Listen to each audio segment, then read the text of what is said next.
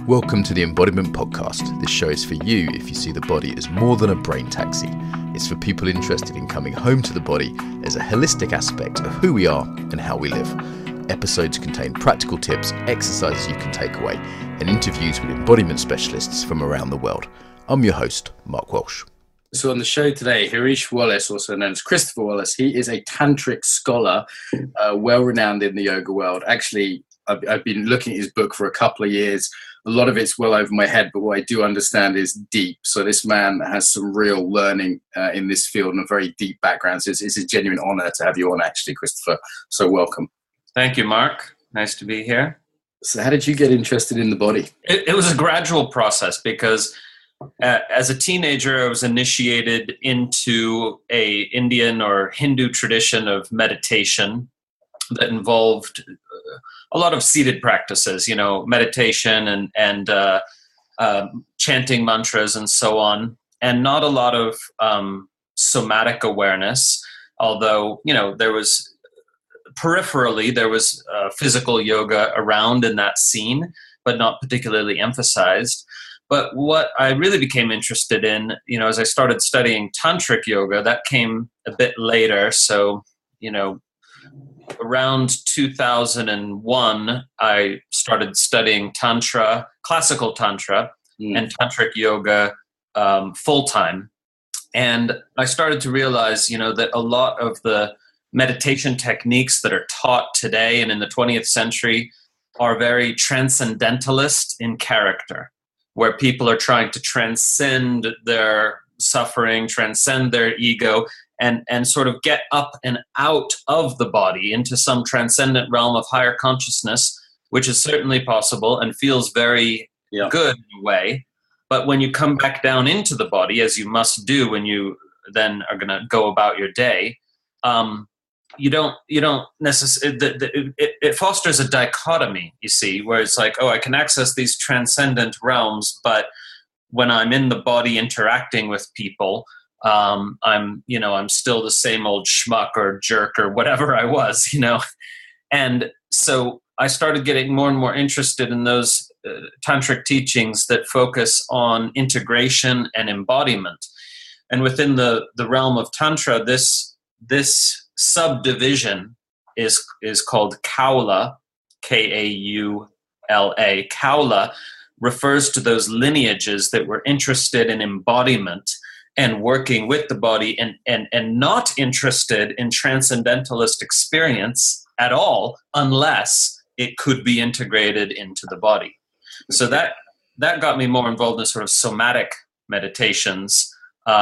Chris, would you mind if I jump in? Because you've been talking about Tantra, and to a lot of the listeners, that's going to be kind of like hippie eye gazing and kind of like sexy stuff at New Age festivals. So I need to ask the boring question, like, can you define Tantra as you study it? Because I know you use the term differently than is kind of often used. Yeah, and I use the term in the same way as do most of the scholars on the subject, professional academics.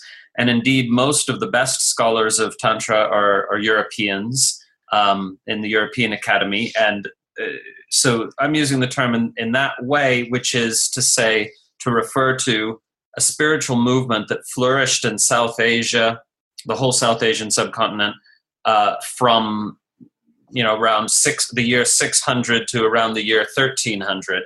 And this spiritual movement was very much interested in a life-affirming and world-embracing kind of yoga, as opposed to a life-negating, world-denying kind of yoga, which had come before and flourished for many centuries in Asia.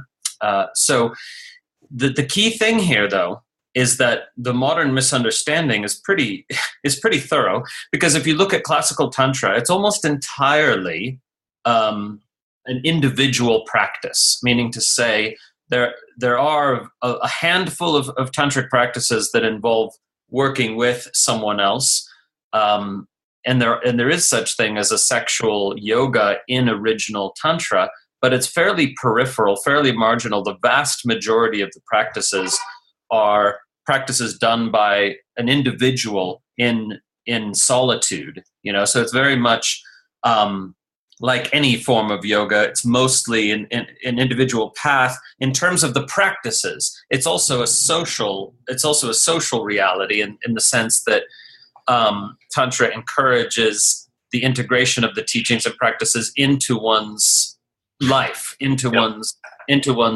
social relationship. But the formal practices that are given are almost all individual. So yeah, no eye gazing and no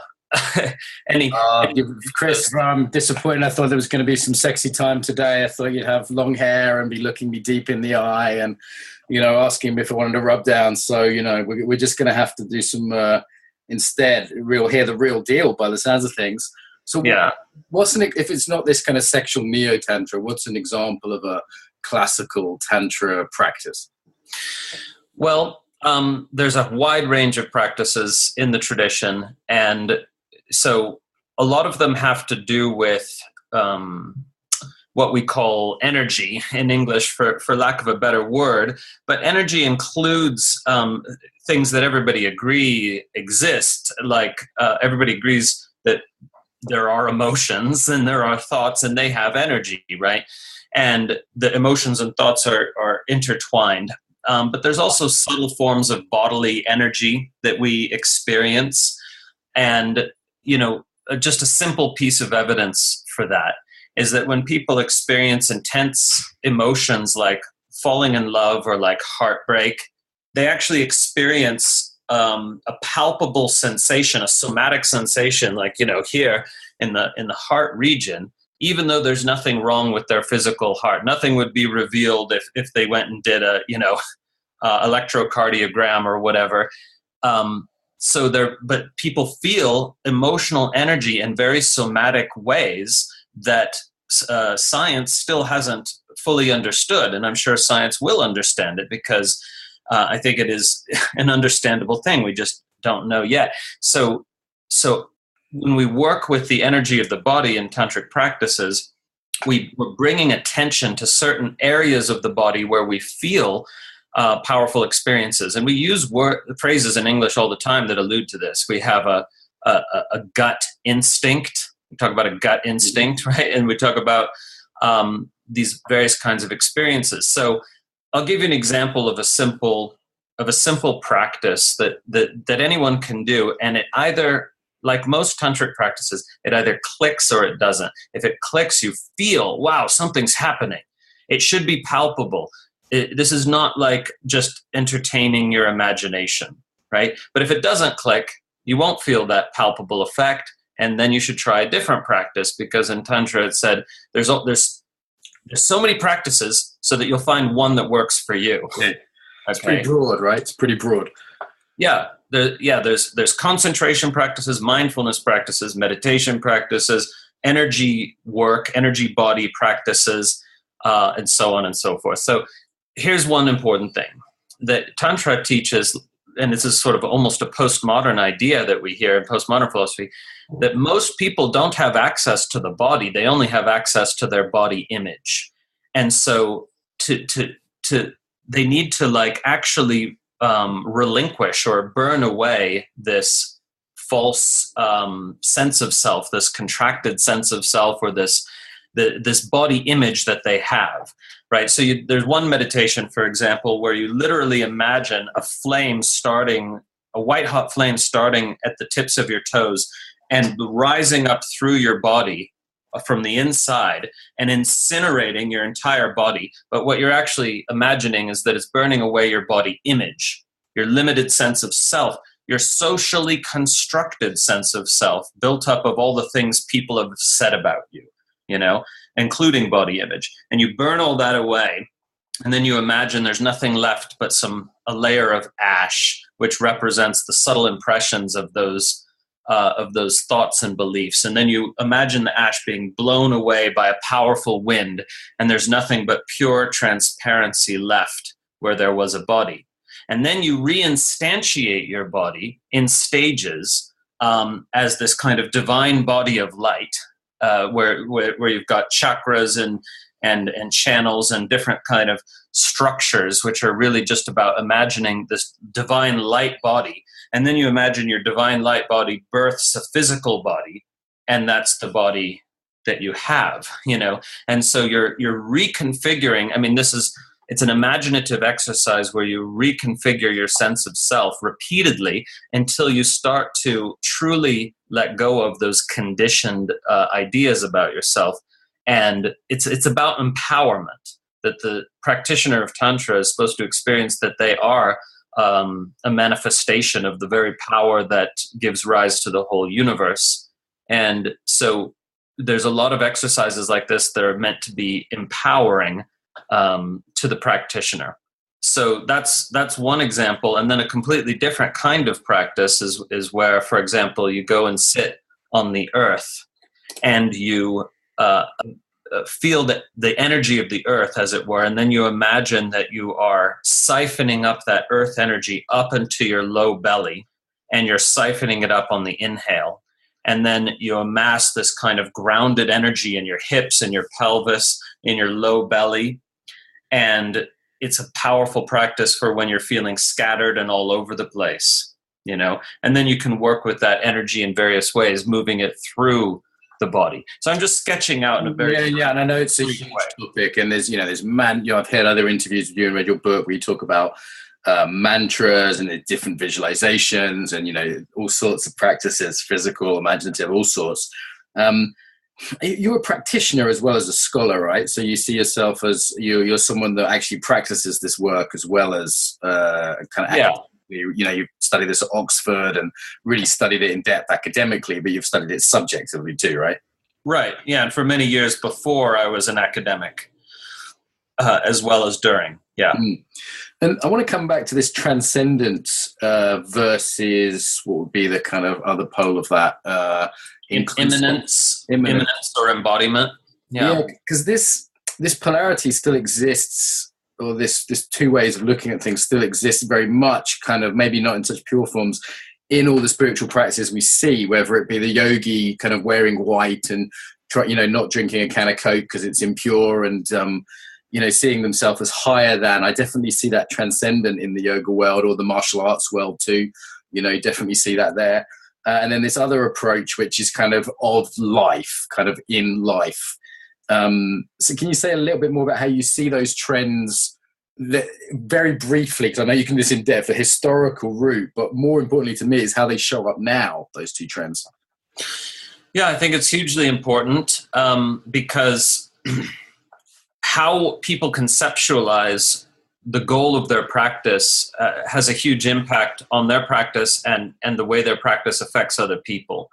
So I think it's deeply problematic when people conceive of their practice as giving them access to, higher states of consciousness that implicitly make them superior to other beings. They have access to these states that the ordinary peons do not, sort of thing.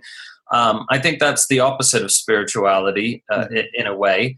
And the Tantric tradition itself critiques this and calls it with a specific name, which is God realm delusion, which is believing that the goal of the practice is to become a god, and this is, the very name derives from the fact that in these Asian traditions, they believed that there were gods who were not enlightened, who were not, they were just supernatural beings in higher realms, but they're not actually, enlightened beings or whatever. So when people get into the God realm delusion, it's like they believe they have this special access to something that ordinary people don't, that elevates them head and shoulders above the common herd. I'm going to jump in. I actually feel that way sometimes when I'm in, say, I don't know, a beautiful tri-yoga studio in London, and, no disrespect, tri-yoga is a great business and great teachers, but it's also like this very kind of beautiful space and everything's very clean and pure and the food is beautiful.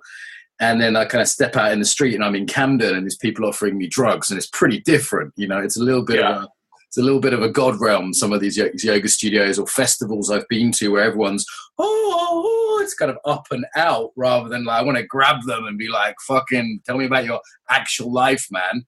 This escape. Yeah.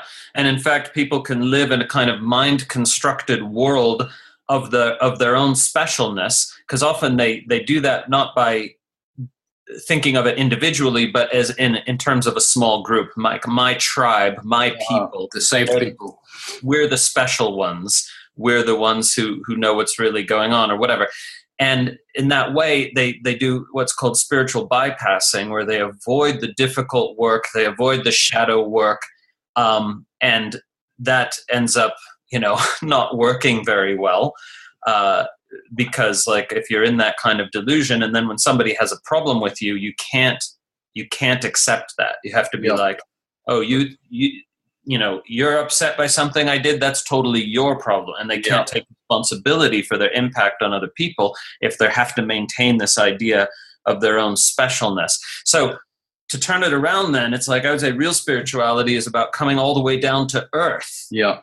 And to say that like, this tradition that I study and practice says we're all God, we're all like divine, but no more so than any tree, any squirrel, any blade of grass, that we're not elevated above the rest of life, that life itself is a miracle, and that life with consciousness, a self-aware universe is a miracle.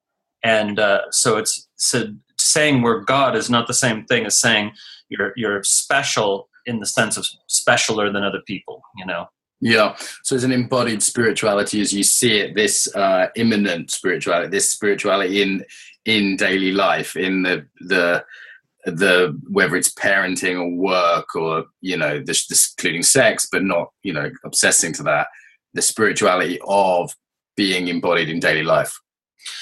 Yeah, absolutely. And there's even tantric texts that give specific instructions to cultivate awareness in the kind of experiences of daily life. Like I've just translated this one, and I'm doing free Facebook videos on it called The Blossoming of Innate Awareness. And this text invites the practitioner to do awareness cultivation in all these ordinary circumstances, like when you're going for a run, or when we do one for taking a shit, because like I feel like let's really go there. If we're going to go tantra, let's go there. Like what would be my practice when I'm after this? I'm going to have to drop a big turd.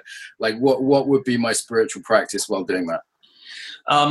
Okay, yeah. So for example, let's say you have taken on someone else's negative story or someone else's energy, as we put it. It's like you've had a conversation with somebody who's like just been absolutely relentlessly negative, and sometimes you can just let it all flow through or wash off, but on this occasion you've like kind of taken it on and you feel icky inside. Yeah, I'm feeling it already. I'm thinking of a YouTube comment I got yesterday. Okay, so this is not your stuff, this is their stuff, but you've taken it on, right? So then when you need to go and take a shit, you take all that energy and imagine you're putting it into your rectum, and then you just shit it out. You just put it right in there, and then you just say, and you can actually feel it happening. You can actually, like, if it's really not yours and your energy, if it's someone else's that you took on, then that practice can work. Christopher, I respected you before, but now I love you a bit. Like there's very few people that could have just pulled something out of the bag for the shit spirituality. So I think that kind of, I wanted to pick an example that was like as imminent as it gets, as opposite of the sort of transcendent. I don't shit. I just rainbows come out of my ass kind of thing. So that was fantastic. I love that. I love that a lot. Cool. All right. So I want to hear your personal story a bit. Like, what personally got you so interested in this? What was it that hooked you to this, scholarly and personal pursuit of Tantra? Well, I mean, there's several sort of stages to that story, because it's a very long story, because I've been into this for 30 years. But, I had this awakening experience when I was 16, where I felt unity consciousness, connection to everyone.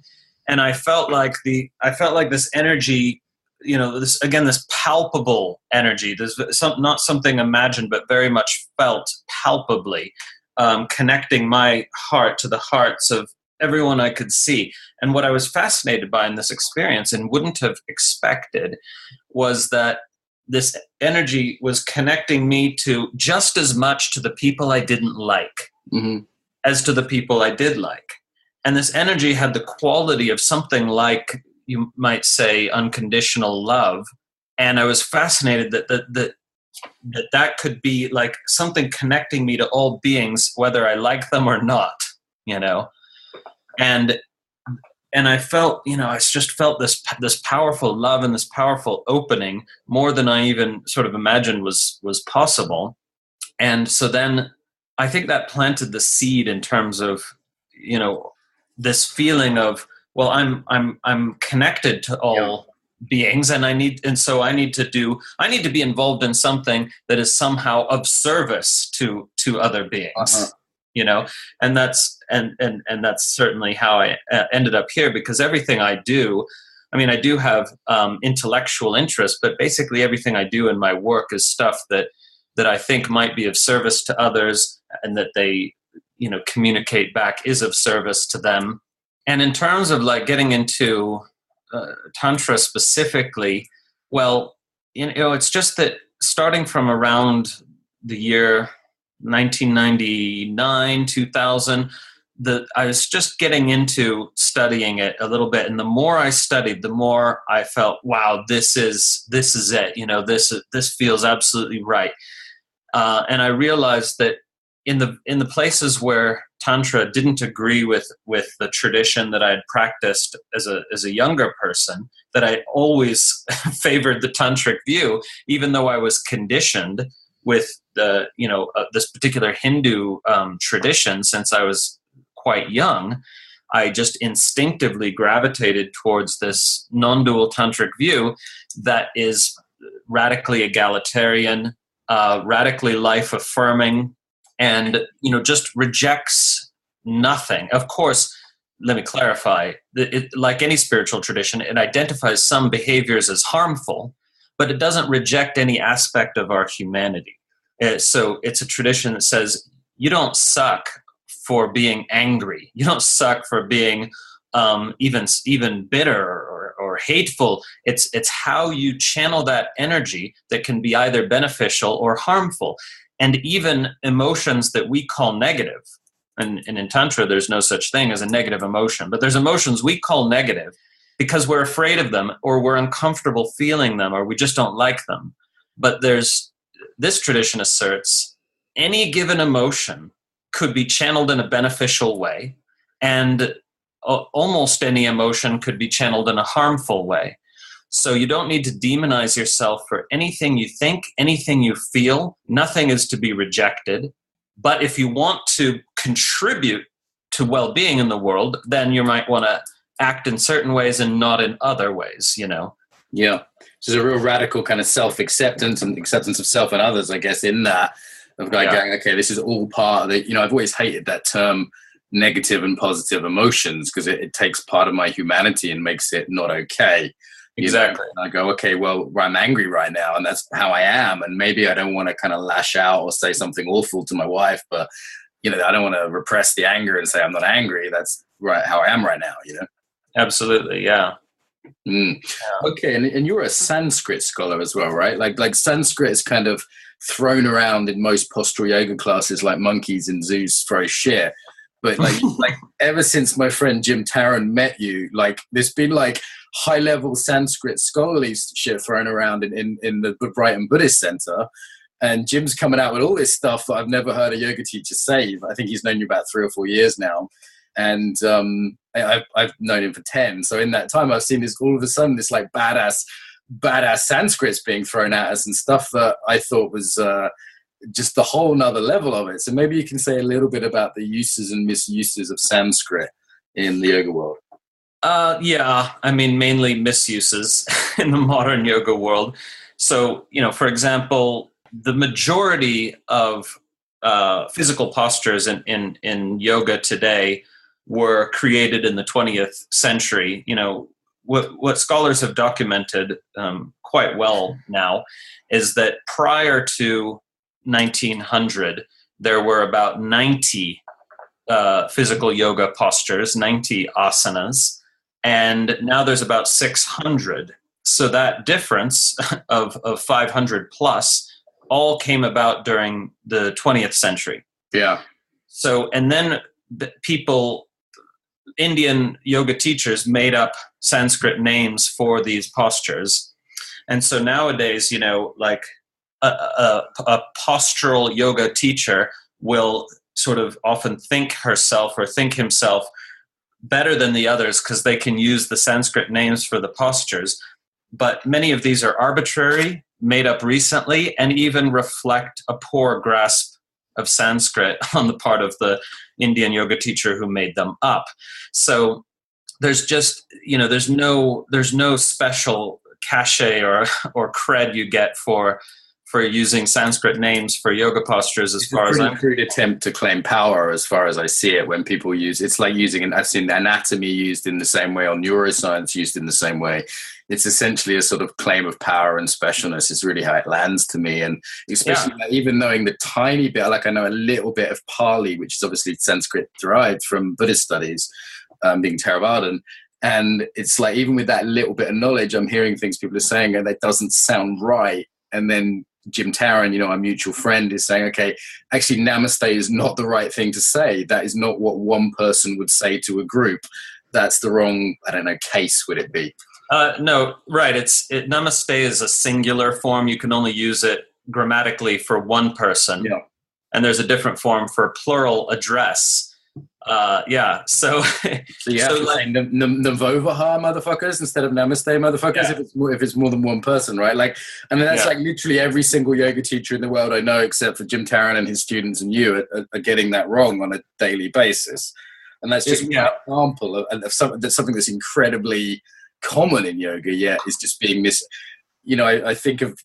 I'm imagining the equivalent of a bunch of Indian people just speaking English really badly and just using the wrong tenses for things.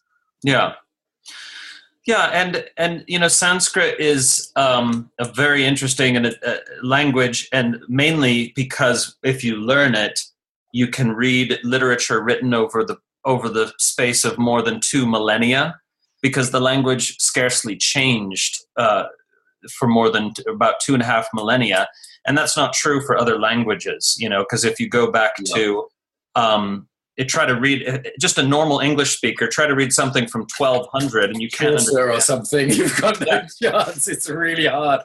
Yeah. And so it gives you access to this huge range of literature. And people have these ideas that, Sanskrit is a sacred language. Well, sure, according to some, but Sanskrit's also a language that people use to write down just anything and everything. So there's like Machiavellian style political treatises. There's all kinds of, writings on war and on gardening and on astronomy and on, so it's not just shopping lists in Sanskrit. Well, it's not just a religious and spiritual language. Yeah. I mean, I heard it's related to Lithuanian. That's my Lithuanian friends were telling me that Lithuanian is the oldest European language and has a few links to it. Well, it's related to almost all the European languages, but Lithuanian is closer to Sanskrit than most European languages. And there are links, right? Like, it's not like Mandarin, like asana and as. It's the same root, right? There's this is Indo-European language, so there's actually links between like things that make sense. Like as is a seat, right? And originally, so that kind of makes sense. Yes, asana originally meant seat, exactly. And so what we call the term that's used is cognate, meaning to say words in English and words in Sanskrit have a common origin if you go back far enough. And you have to go back pretty far. We're talking about 4,000 years. But these languages, all these languages we call Indo-European, which is kind of a bad name, but because it's a single language family, and Indo-European implies it has 2 branches, but it's one language family. So, Sanskrit has tons of words that are very similar to English words because they have a common origin way back in time.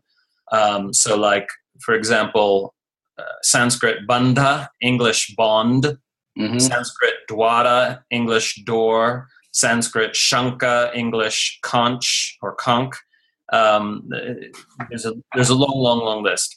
Jim's refused to teach me swearing in Sanskrit. I was hoping you might drop an F-bomb. Well, I want to get a T-shirt made. I want to get an irreverent T-shirt made that's got someone in like downward facing dog, and it says in Sanskrit, "Chumba mamasanam," which means "kiss my asana." Nice. Yeah. I'm going to listen to the recording. I always thought "backwards bitch" was a better translation than "downwards dog," but it's I'll get that T-shirt made up for you next time you're in the UK. Okay.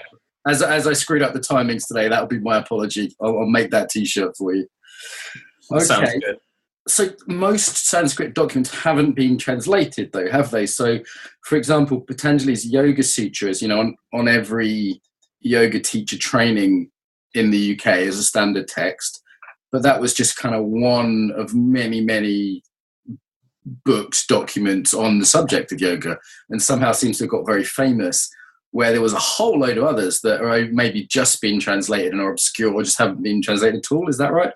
Right, absolutely. The vast majority of materials have not been translated, and certain texts like the Yoga Sutra have sort of undue popularity.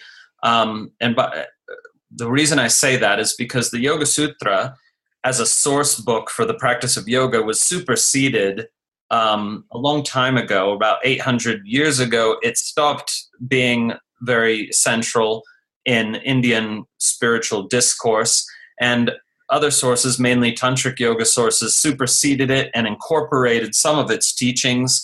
And then Hatha Yoga came along and incorporated some of its teachings, but also superseded it. And so what's interesting is by the 19th century, nobody in India was studying the Yoga Sutra. Nobody in India there were no scholars of the Yoga Sutra because it was no longer read as an independent text. Certain features of it had been absorbed into other materials. So it underwent a revival due to this Indian Swami, Vivekananda, who was not a scholar. He wanted a text that wasn't, currently studied in India precisely so he could interpret it however he wanted and not be contradicted. Uh-huh.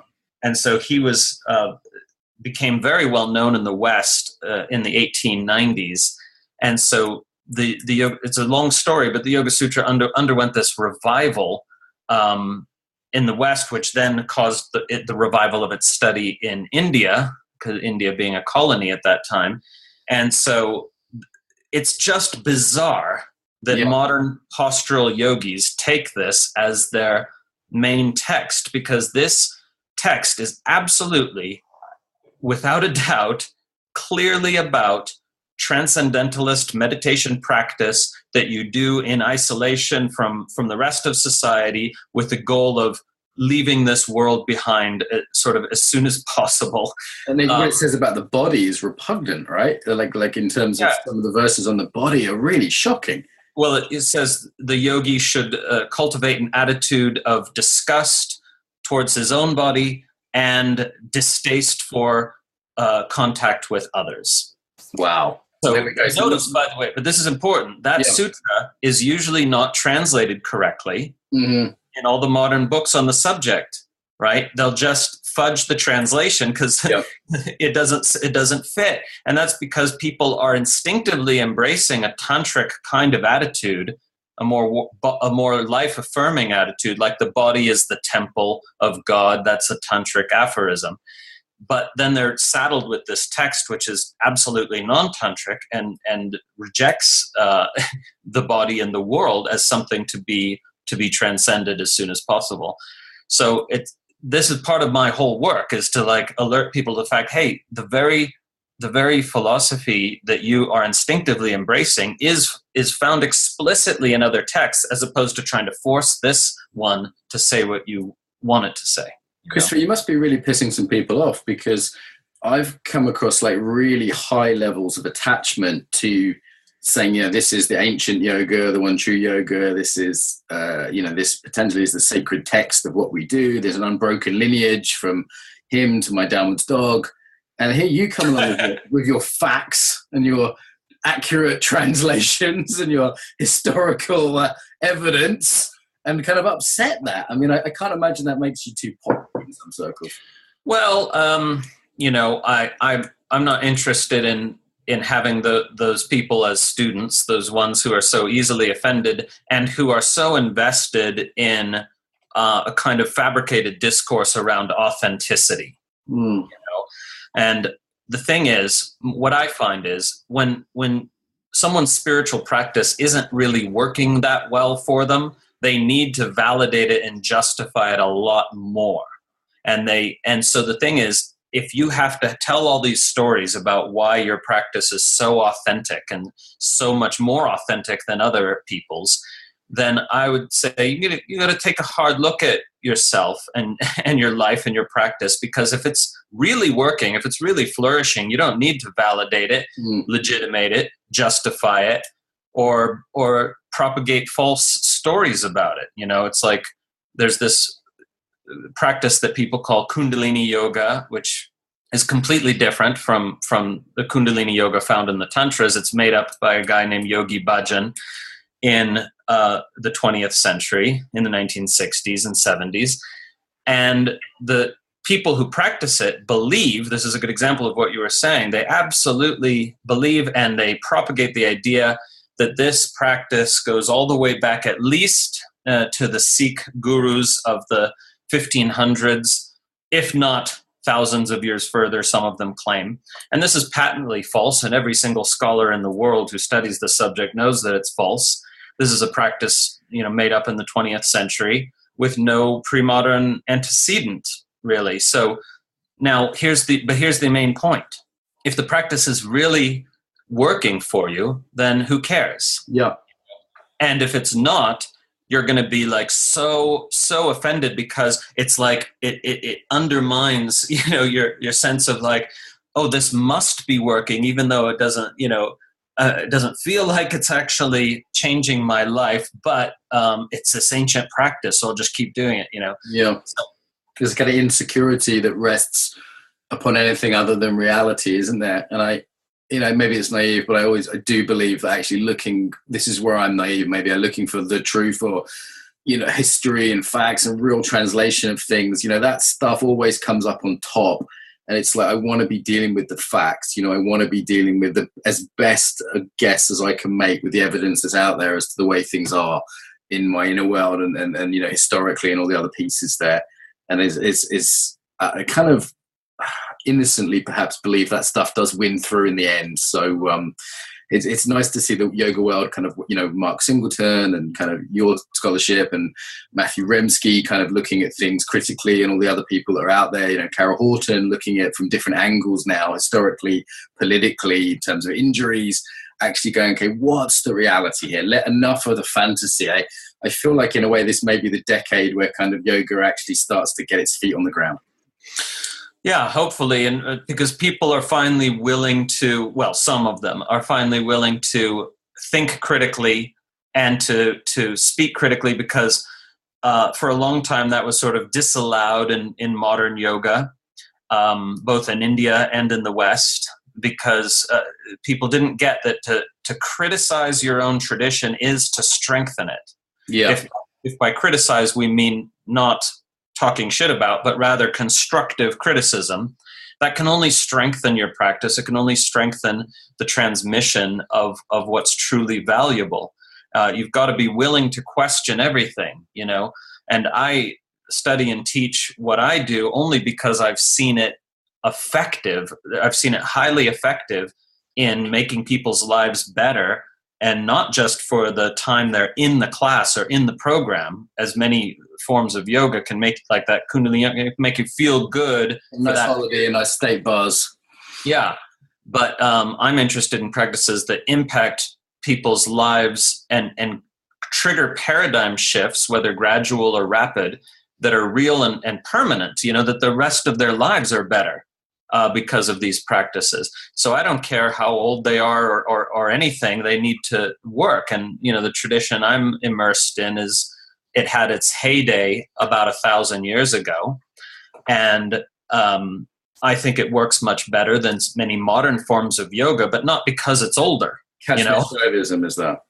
Yeah, well, it's called Shaiva Tantra, or Tantric Shaivism, the Tantric tradition of Shiva and Shakti. It flourished in Kashmir, but it also flourished in many, many other regions. It's just that some of our best authors happen to have been from Kashmir. So Kashmir Shaivism is a wrong term in the sense that it implies it was only in Kashmir, when actually it was a pan South Asian and Southeast Asian tradition.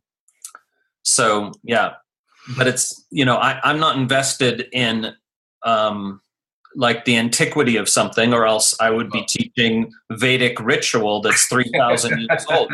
But I don't see that works. It's another authority claim, isn't it? It's another claim to, okay, this has been I'm more spiritual than this has been around longer. And interestingly, I see a lot of that coming from the States, this very young country with not much lineage. People are really obsessed with how old something is. And even though I would, say, look, as you say, what works is the critical thing here, not how old something is. And maybe let's get really practical in the last part here then. So I'm thinking a lot of people that, listening to this will have a yoga practice or some kind of an embodiment practice, but they might not have access to sort of classical Tantra teachers and people really well versed in this stuff. So what would be some of the sort of guidelines for tantricizing? Like a modern postural yoga practice that might make it a little richer for people? Yeah, well, there's a number of ways to do that. Here's a powerful kind of way to critique your own practice, which is, like Tantra says, you can't tell whether anyone is doing yoga by looking at them. Yeah. Because yoga is the cultivation of a subtle internal state. It's not the postures. It's not even the meditation techniques. All the practices are just an opportunity to do yoga, which is a subtle internal cultivation. So, for example, in the case of asana, somebody can be doing a picture-perfect Surya Namaskar, but all the time thinking about what they're going to have for lunch and, how annoying that person is that they saw earlier. And they're just doing it kind of as in an automatic way, right? So it might look good, but it's not yoga, because yoga is the cultivation of holistic awareness. Yeah. So people say present moment, but it's actually more important to emphasize its holistic nature. That while you're moving through the postures, that you're completely aware of your own body, and you're aware of your emotions that might be coming up, and you're aware of your mind, and you even let your mind go. You can let your mind do its thing and blather to itself, but you don't become that mind. You don't become the thinker of the thoughts. You just let the thoughts be there. You let the emotions be there. You let the environment be there. And you have this holistic awareness while you're doing the postures.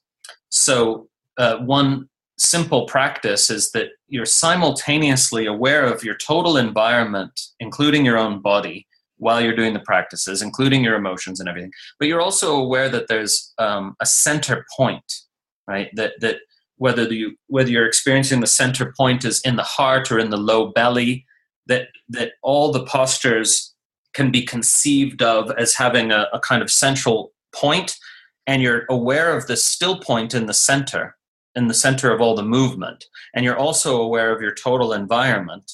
And that can bring about a much more powerful, both physiological and psychological effect of the practice. So the person feels much more refreshed, relaxed, and yet invigorated after the practice.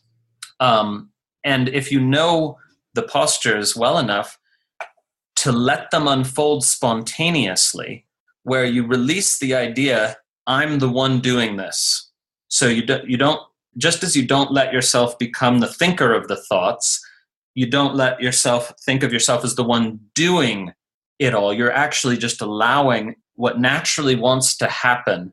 You're letting the wisdom of the body move itself. This is only if you have already learned the postures. You see, it's like a musician who's learned their scales, and now they can let it flow. They can let it improvise.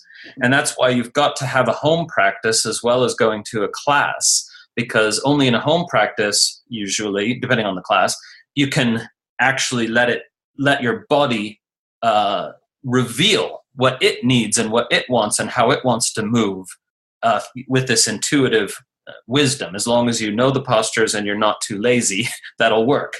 you know? Yeah, that spontaneous, expressive side is tricky in a class format, isn't it? They're kind of like, okay, what's really happening here? What's really being called for? That's one of the things I like about a home practice is this space for that, this freedom for that. That's okay. Well, that's really helpful. I mean, any other kind of pointers for modern postural yoga practitioners, kind of quick wins or things that would just be helpful here? And we can talk resources. Obviously, we'll point people to your site, but also just in terms of how to orientate around their own practice. Yeah, well, one of the keys is we touched in earlier on neither condemning nor praising yourself for anything that arises. You know, it's like people want to praise themselves for executing a posture very well or condemn themselves for having a so-called negative emotion or negative thought. And so they're caught up in this judgmental mind.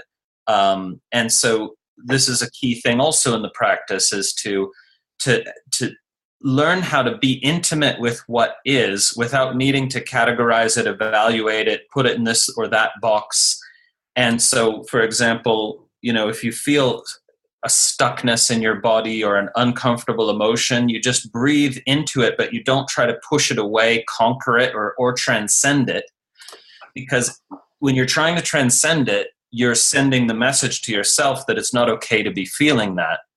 And as I like to say, whatever you resist persists. So whether you're pushing it away or just trying to transcend it, you're resisting it. Mm-hmm. And if you resist it, it keeps showing up because everything seeks the light of loving awareness is a proverb in this tradition. Everything seeks the light of loving awareness. And loving awareness means non-judgmental willingness to be with what is.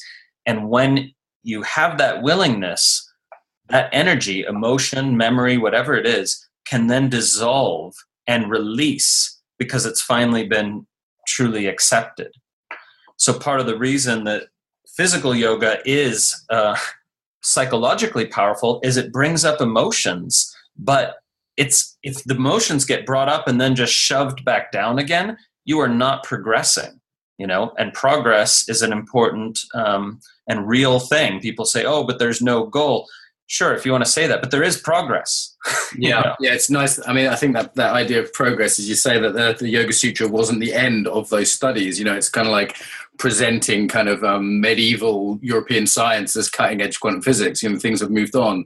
And there is such a thing as progress in the studies of the history historically, but also in one's own practice. It's not just a sort of postmodern soup of it's all good, baby. You know, there is such a thing as more or less progressed along a particular path. Listen, I just seem we're out of time, which is a small tragedy because this has been wonderful. I've very much enjoyed it. I kind of thought I would, and you haven't disappointed. It feels like there's so much more there. And I want to point people to your website, which is harish.org, right? Yeah, you can get there more than one way. ChristopherWallis.org, Harish.org, they all land you in the same place. Yeah. Great. If people like this podcast as well, you've been on a bunch of other podcasts. My friend Jay Brown's podcast, the Chithead ones. There's been a few that you've been on. If people want kind of more of Christopher's tantric love in their ear, then there's a few other really good ones out there that you can easily find on iTunes. Yeah, those are all free to stream or download or whatever. And then I've also got a download library with both free and paid recordings, including detailed workshops, because, you know, of course, we've only just scratched the surface here. And in the download library, for anyone who wants, I've got these very detailed workshops on practical and theoretical aspects of tantric yoga and mantra science and body awareness cultivation and all kinds of topics. Yeah, and for those in the UK, I'd really recommend Jim Tarren, that teaches in London and Brighton. That's, I know, been influenced by you. And he's one of the few people that can talk yoga esoterica without me getting annoyed and leaving the room. He's really, you know, delve deep into this stuff. So I recommend him for those in the UK. You're out on the west coast of the US, right? Currently in Colorado, but I travel a lot. I teach in a bunch of different places, and I've got a European retreat this early October in Italy. So anyone who wants to come on that it will be a very much a mixture of physical yoga and subtle internal yoga and meditation. Very well balanced retreat, because that's what this is what it's all about, addressing all areas of our humanity, leaving nothing untouched and unnourished. So I love to do these retreats where the practices there's practices for the body, for the mind, for, the heart, for the emotions, for everything. So I'm going to be doing, looks like hopefully more retreats in Europe starting this October. Christopher, thank you so much. You have a parting message about the body to finish. Yeah, it's very powerful. I think if you have a meditation practice, no matter how short it is, even if it's just a very short daily meditation, that when the meditation is finished, that you don't just jump up and go to the next thing, but that you actually take a moment and drop your head and look at your own body, but with a specific attitude, which is whatever is accessible to you. Perhaps it's gratitude, perhaps it's reverence, perhaps it's wonder, perhaps it's even amusement, but to take the energy of the meditation and use that to shift your attitude towards your own body, where you're seeing it as this kind of miraculous gift, this faithful servant, what an attitude that helps you experience this as what it really is, which is a total miracle, that is, the current science seems to show that life is actually quite rare in this universe, because now we know almost every star has planets around. Yeah, we should be meeting aliens every day, right? Right. We should be getting messages all the time, right? And so all the evidence seems to suggest that, life is extremely rare. It's probably out there, but just really far away on average, because it's very, very rare. And so just to be alive on this planet with a body and a conscious body itself is such an astonishing miracle that if you're in touch with reality, it's like every day you have at least a few moments of being like, wow, I mean, this is absolutely, absolutely amazing. And that's what the Tantric tradition invites. It says, we're not saying that when we say everything is divine, we're not saying everything's good.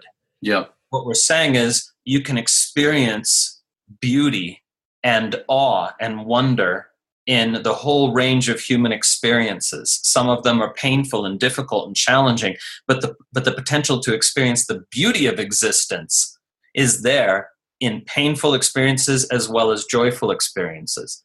And so the tradition talks about extracting your ability to experience beauty in everything, Christopher, thank you so much.